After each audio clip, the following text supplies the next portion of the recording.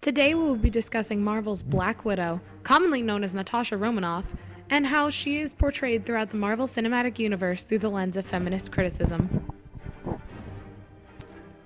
We will be examining how Natasha's character and treatment evolved throughout these movies: Iron Man 2, The Avengers, Captain America Winter Soldier, The Avengers Age of Ultron, and Captain America Civil War. Here are the main focus questions we'll be looking at. How is Natasha portrayed as a woman throughout the movies? Is she treated just as well as the men? How does her character progress? Does she earn any respect? Why does the way people treat her change? Who helps shift her image? And how does Natasha carry or handle herself? How is this different from the other Avengers? Before anyone knew that Natasha was the Black Widow, she appeared as Tony Stark's secretary in Iron Man 2. Tony's behavior towards Natasha was very objectifying. He searches the internet for her and finds modeling photos and begins to loudly comment on them in front of her, making Natasha very uncomfortable. When Natasha asks him if that will be all, Tony replies no, even though he really doesn't need anything else, insinuating that he wanted something from her that was not material. Finally, as Natasha leaves the scene, Tony says, "I want one," as if Natasha is merely an object of his desire and not at all an equal. Tony's security guard and friend, Happy, doesn't display much more respect for Natasha. He asks her if she has ever boxed in a ring before, and when she replies that she has, he asks if she did so at Booty Boot Camp, using a demeaning name while simultaneously and unnecessarily commenting on her figure. When it is revealed that Natasha is a S.H.I.E.L.D. agent, she changes into her Black Widow suit in the back of Happy's car. Happy, although driving, tries to watch her, not allowing her any privacy because he can't control himself. Even Pepper objectifies Natasha when she labels her a very expensive sexual harassment lawsuit waiting to happen. Are there any questions so far? In The Avengers, Natasha is taken much more seriously. She uses people's assumptions of her female frailty against them by acting falsely weak to gain the upper hand, as she did when she was interrogated by the crime boss at the beginning of the movie, and later when she is interrogated by Loki. Each time, she learns the villain's plans by pretending to be weak.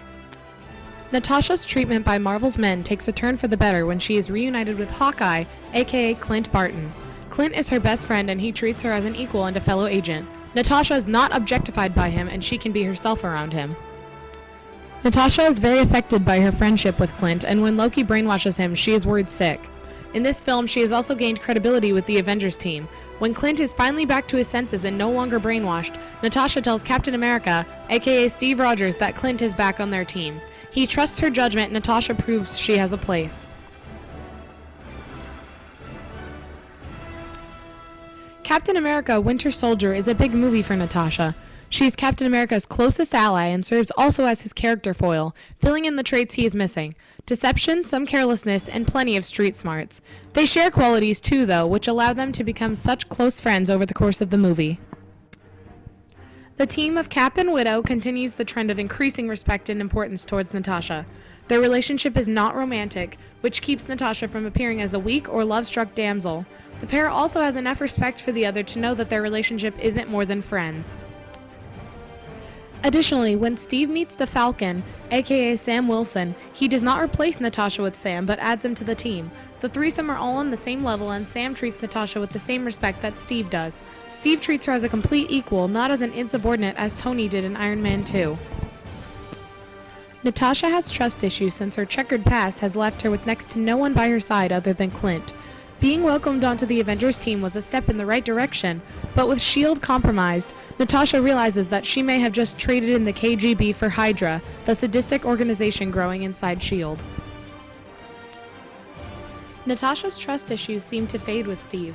She opens up to him easily since Steve so obviously cares for her and respects her. Steve shows her that she has value not only as a teammate but as a friend. She is clearly comfortable with him. When the pair steal a truck, she even puts her feet up on the dash as Steve drives, a subtle action that she wouldn't have done if she was uncomfortable. Natasha gains even more trust from not only Steve and Sam, but even S.H.I.E.L.D.'s leader, Nick Fury. When she and Steve board the ship, the Lumerian Star, Natasha is trusted with a mission separate from Steve's. Natasha has always had a good relationship with Nick Fury since she is one of his top agents, and his death causes her visible pain and grief. Created using Powtoon.